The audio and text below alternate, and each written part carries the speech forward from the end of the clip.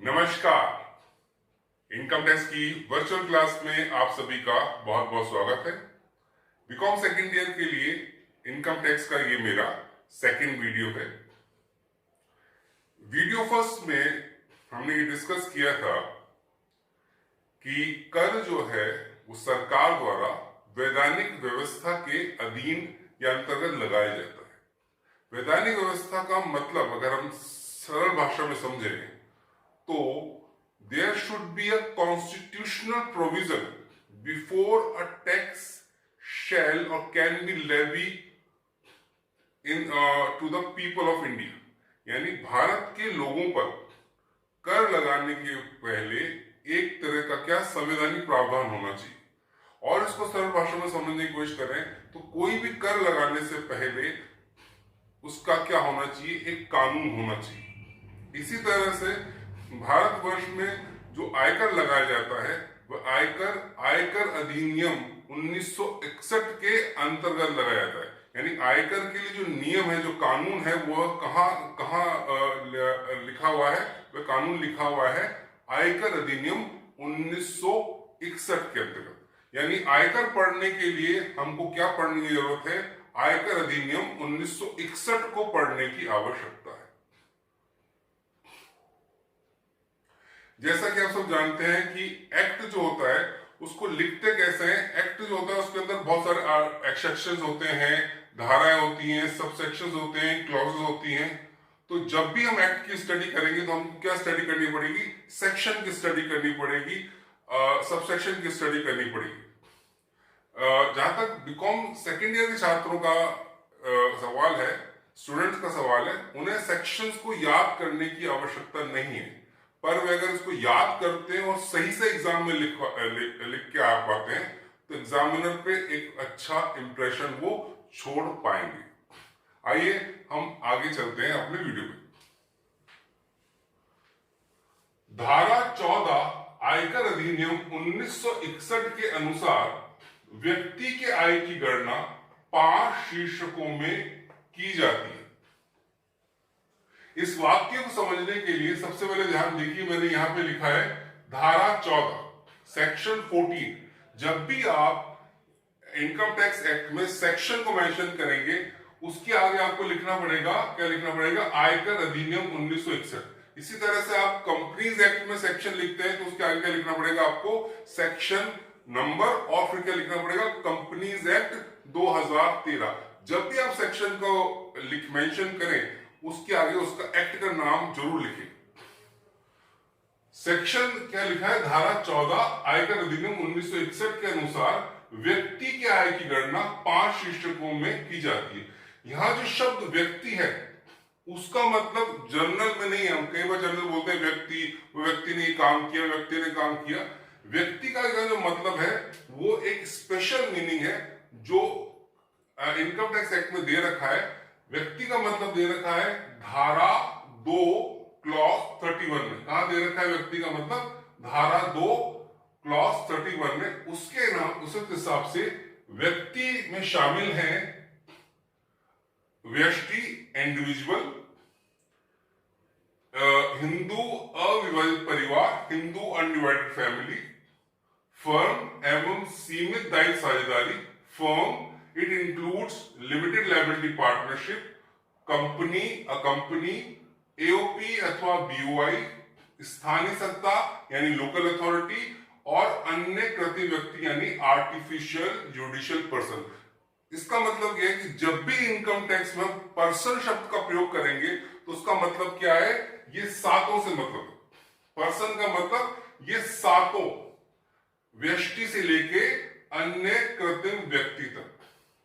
और अगर हम ऐसे बोले अ पर्सन और उसको लिमिट करना चाहे तो हम क्या लिखेंगे? A person being a company and individual. इस सेंटेंस में पर्सन का मतलब क्या है? अ कंपनी और केवल इंडिविजुअल। तो जो व्यक्ति है उसका मतलब क्या है? ये सातों से मतलब है। उसके आय की गणना जो है वो 5 शीर्षकों में की जाती है। ये 5 शीर्षक हैं: वेतन से आय, मकान संपत्ति से आय, व्यवसाय या पेशे से लाभ, पूंजी लाभ, अन्य साधनों से आय। इनको इंग्लिश में बोलते हैं income from salaries, income from house properties, profit and gains of business or profession, capital gain और other sources। इसको समझने के लिए हो सकता है आप लोगों में से किसी के दिमाग को ये प्रश्न आ रहा है कि सर 5 शीर्षक का मतलब ये तो नहीं है कि किसी व्यक्ति की आय अगर 1 लाख है तो उसको हम 5 से भाग देकर प्रत्येक शीर्षक में बराबर बांट दें, तो इसका जवाब है गलत। ये गलत है। 5 शीर्षकों का मतलब यह है कि कोई भी रिसिप्ट या कोई भी प्राप्ति जो आयकर अधिनियम 1961 के अनुसार आय है, तो वह आय जो है इन पांचों में से किसी भी एक शीर्षक में वर्गीकृत होगी, क्लासिफाइड होगी। Whatsoever the nature of your income,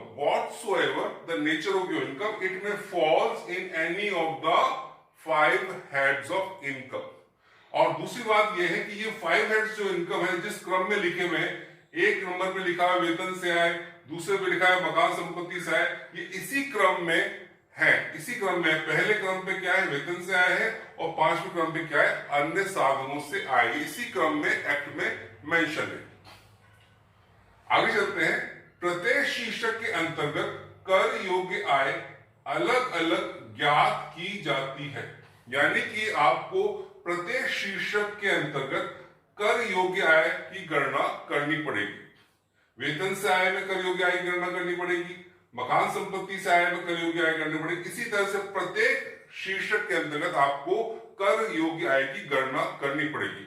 हो सकता है आपके मन में प्रश्न उठ रहा हो कि सर कैसे प्रत्येक शीर्षक में कर योग्य आय की गणना करनी पड़ती है। तो इसका जवाब है यही हमें सेकेंड ईयर में सीखना है। यही सीखना है कि कैसे प्रत्येक हेड के अंदर टैक्सेबल इनकम की कैलकुलेशन की जाती है। यही सेकेंड ईयर का मेन सिलेबस है कि कैसे जो है हम सबसे पहले ये सीखेंगे कैसे आय कौन से हेड में जाती है, ये सीखेंगे। और दूसरा, कैसे प्रत्येक हेड ऑफ इनकम में हम टैक्सेबल इनकम को कंप्यूट करते हैं। कर योग्य आय ज्ञात करने के बाद उनका योग किया जाता है। एक बार जब मैंने 5 शीर्षकों में कर योग्य आय याद कर ली, इसके बाद क्या करना है, उन सभी आयों का मुझे क्या करना है, ऐड करना है, योग करना है। उस योग में मानी गई आय एवं आगे लाई गई आय एवं चालू वर्ष की हानियों का समायोजन किया जाता है। जो मैंने पहले क्या किया, 5 हेड्स ऑफ इनकम में टैक्सेबल इनकम कंप्यूट करी। टैक्सेबल इनकम कंप्यूट करने के बाद मैंने उन सारे 5 हेड्स की इनकम को जोड़ दिया। जोड़ने के बाद मुझे 2 एडजस्टमेंट करने हैं। पहला एडजस्टमेंट है आपकी मानी गई आय का, डीम्ड इनकम का, और दूसरा इनकम है चालू वर्ष के लॉसेस, हानि, या जो पिछले वर्ष के, गत वर्ष या पिछले वर्ष की हानियां हैं जो इस वर्ष आगे लाई गई, उस वर्ष की हानियों का मुझे क्या करना है, एडजस्टमेंट करना है। ये एडजस्टमेंट करने के बाद जो राशि प्राप्त होती है उसे क्या कहते हैं हम लोग, सकल कुल आय कहते हैं। उसे हम कहते हैं ग्रॉस टोटल इनकम। अगर इसको मैं वापस से बहुत सरल भाषा में संक्षेप करूं तो सबसे पहले व्यक्ति की आय को हम 5 शीर्षक में क्या करेंगे, वर्गीकृत करेंगे। हर शीर्षक में कर योग्य आय की गणना करेंगे। प्रत्येक शीर्षक में कर योग्य आय की गणना करने के बाद उन सब का योग करेंगे, और उसके बाद 2 एडजस्टमेंट करने हमको, डीम्ड इनकम का, मानी गई आय का, और सेट ऑफ लॉसेस और कैरी फॉरवर्ड लॉसेस का। करंट ईयर लॉसेस को बोलते हैं सेट ऑफ लॉसेस, और कैरी फॉरवर्ड लॉसेस का एडजस्टमेंट करने के बाद जो राशि प्राप्त होगी उसको हम कहते हैं gross total income. I think अभी तक आपको समझ में आ रहा है। आगे चलते हैं। ये जो ग्रॉस टोटल इनकम जो मुझे प्राप्त हुई है, इस ग्रॉस टोटल इनकम में से मुझे क्या करना है, धारा 80 सेक्शन 80 के अंतर्गत जो मुझे कुछ कटौती या डिडक्शन प्राप्त होती है उसको घटाना है। परंतु ऐसा हो सकता है कि ग्रॉस टोटल इनकम में कुछ ऐसी इनकम इंक्लूड हो जिन पर धारा 80 की डिडक्शन प्राप्त नहीं होती। अगर हमारी ग्रॉस टोटल इनकम में कुछ ऐसी इनकम इंक्लूड है जिन पर सेक्शन 80 की डिडक्शन नहीं मिलती है, तो क्या करना पड़ेगा, सब प्रथम हमें ग्रॉस टोटल इनकम में से ऐसी आयों को हटाना पड़ेगा, अलग करना पड़ेगा, यानी कि डिडक्शन करना पड़ेगा। ग्रॉस टोटल इनकम में से ऐसी आय जिन पर सेक्शन 80 के अंतर्गत हमें कटौतियां प्राप्त नहीं होती है, उनको कर देंगे हम, अलग कर देंगे। वो जो हमको उस हटाने के बाद जो एडजस्टेड जीटीआई प्राप्त होगी, उसमें से क्या करेंगे हम लोग, सेक्शन 80 के तहत प्राप्त होने वाली कटौतियों को घटाएंगे। एक बार घटाने के बाद वापिस से क्या जो इनकम हमने अलग करी थी उसको जोड़ देंगे। इसको समझ सकते हैं ऐसे, मैंने यहां पे सकल कुल आय को लिखा है 1 से। ऐसी आय जिन पर धारा 80 की कटौतियां प्राप्त नहीं होती, उसको मैंने लिखा है 1A। 1A धारा 80 के अंतर्गत कटौती को लिखा है मैंने 2।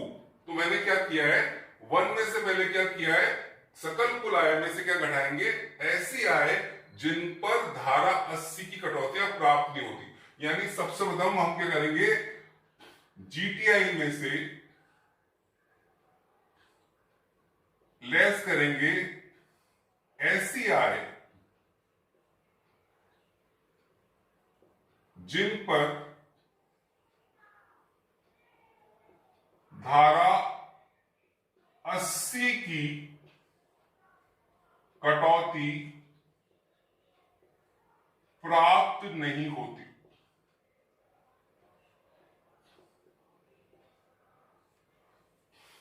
उसको जीटीआई में से घटाने के बाद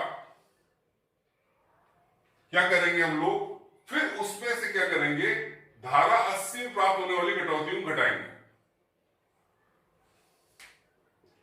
और इसके बाद वापस से क्या करेंगे, उन इनकम पर जिन्हें हमने पहले जीटीआई में से घटाया था उनको वापस जोड़ देंगे। उसके बाद जो राशि प्राप्त होगी उसको हम क्या बोलेंगे, कुल आय बोलेंगे, टोटल इनकम बोलेंगे। ऐसी आय को हम क्या बोलते हैं, ऐसी आय को हम बोलते हैं कर योग्य आय, टैक्सेबल इनकम। यानी कि सकल कुल आय, ग्रॉस टोटल इनकम में से हमको बेसिकली करना क्या है, धारा 80 के अंतर्गत प्राप्त कटौतियों घटाना है। क्या क्या प्राप्त करने के लिए, टोटल इनकम या टैक्सेबल इनकम प्राप्त करने के लिए। परंतु अगर हमारी जीटीआई में ऐसी इनकम शामिल हैं जिन पर धारा 80 की कटौतियां प्राप्त नहीं होती, तो पहले जीटीआई में से उन्हें हटाना पड़ेगा, फिर हमें धारा 80 के अंतर्गत कटौतियां डिडक्ट करनी पड़ेगी, और वापस डिडक्ट करने के बाद हम वापस से जो इनकम हटाई थी उनको जोड़ देंगे। ऐसी राशि को हम बोलेंगे टोटल इनकम, कुल आय। कुल आय याद करने के बाद हम क्या करेंगे, वापस से 2 ब्रैकेट में आय को बांटेंगे। कुल आय याद करने के बाद वापस से कुल आय को हमने 2 वर्गों में बांटा है। पहला वर्ग है ऐसी कुल आय जिस पर विशेष दर से कर लगता है, ऐसी कुल आय जिस पर स्पेशल रेट्स ऑफ टैक्सेशन लगता है। और दूसरी कौन सी है, बची हुई कुल आय जिस पर सामान्य दर से कर लगता है। अगर मैं एग्जांपल लूं आपको समझाने के लिए, तो हमारा जो लॉन्ग टर्म कैपिटल गेन होता है, लॉन्ग टर्म कैपिटल गेन होता है, उस पर 20% से टैक्स लगता है। हमारी जो कैजुअल इनकम होती है, लॉटरी की इनकम, उस पर 30% से टैक्स लगता है। तो इनको ऐसी इनकम को बोलते हैं, ऐसी इनकम को बोलते हैं स्पेशल इनकम, जिन पर स्पेशल रेट से क्या लगता है, टैक्स लगता है। उनको मैंने क्या कर दिया, अलग कर दिया। बाकी बची हुई इनकम को जिन पर सामान्य दर से कर लगता है उसको अलग कर लिया। अलग करके हमने क्या किया, कर की राशि प्राप्त कर ली। यहां भी कर की राशि प्राप्त कर ली और यहां भी कर की राशि प्राप्त कर ली। कर की राशि प्राप्त करने के बाद यदि व्यक्ति कौन है, व्यष्टि है, कौन है व्यक्ति, व्यष्टि है, इंडिविजुअल है, तो उसे क्या मिलेगी, धारा 87A की रिबेट मिलेगी। किसको मिलती है, ऐसे व्यक्ति जो क्या है, व्यष्टि है, उसी को धारा 87A की रिबेट प्राप्त होती है। धारा 87A की रिबेट प्राप्त होती है कर की राशि में से, टोटल इनकम में से प्राप्त नहीं होती। पहले हम टैक्स क्या करेंगे, वो जो टैक्स की राशि आएगी उसमें प्राप्त होती है हमें रिबेट की राशि धारा 87A में। आपको जो धारा 87A है,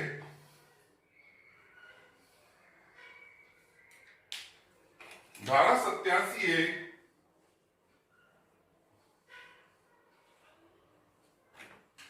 धारा 87A में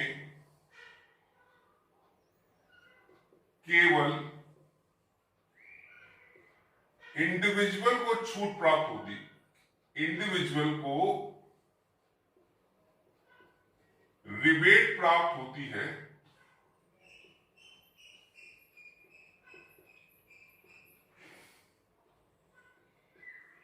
वो भी कब प्राप्त होगी, जब इंडिविजुअल की इनकम 5 लाख से अधिक नहीं होगी। जो हमने टोटल इनकम निकाली है वह अगर 5 लाख से अधिक नहीं है तभी आपको 87A के अंतर्गत रिबेट प्राप्त होगी।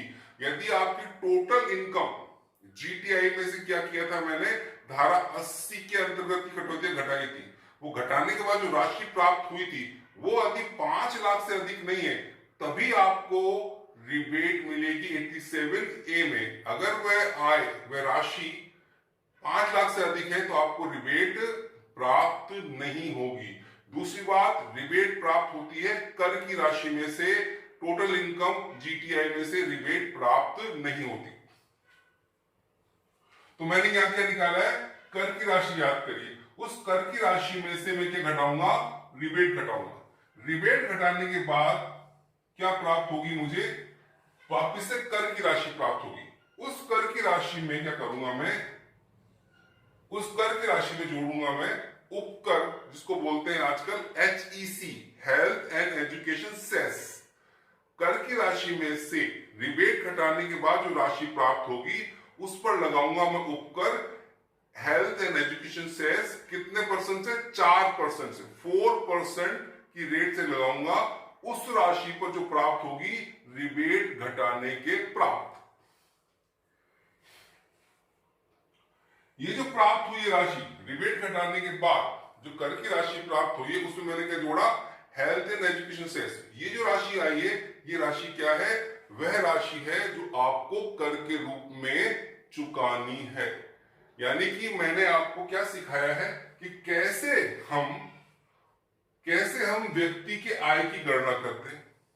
सर्वप्रथम हम क्या करेंगे, प्रत्येक शीर्षक में कर योग्य आय की गणना करेंगे। कर योग्य आय की गणना करने के बाद उन सब का योग करके हम क्या निकालेंगे, ग्रॉस टोटल इनकम याद करेंगे। ग्रॉस टोटल इनकम याद करने के बाद हम याद करेंगे धारा 80 के अंतर्गत प्राप्त होने वाली कटौतियों को। वो कटौती याद करने के बाद क्या प्राप्त होगी, हमें टोटल इनकम प्राप्त होगी या टैक्सेबल इनकम प्राप्त होगी। इसमें हम टैक्स की राशि याद करेंगे। टैक्स की राशि याद करने के बाद यदि आप इंडिविजुअल हैं तो आपको धारा 87A के अंतर्गत क्या मिलेगी, रिबेट मिलेगी। और अगर इंडिविजुअल नहीं है तो रिबेट नहीं मिलेगी। जो रिबेट प्राप्त होगी वो रिबेट घटाने के बाद जो राशि आएगी उस पर क्या लगाएंगे हम लोग, health and education cess at the rate of 4%। और वह दोनों राशि जोड़ने के बाद वह राशि क्या आएगी, वो राशि जो हमें कर के रूप में चुकानी है। यानी कि हमारी क्या आ जाएगी, शुद्ध कर देयता आ जाएगी, यानी नेट टैक्स लायबिलिटी प्राप्त हो जाएगी।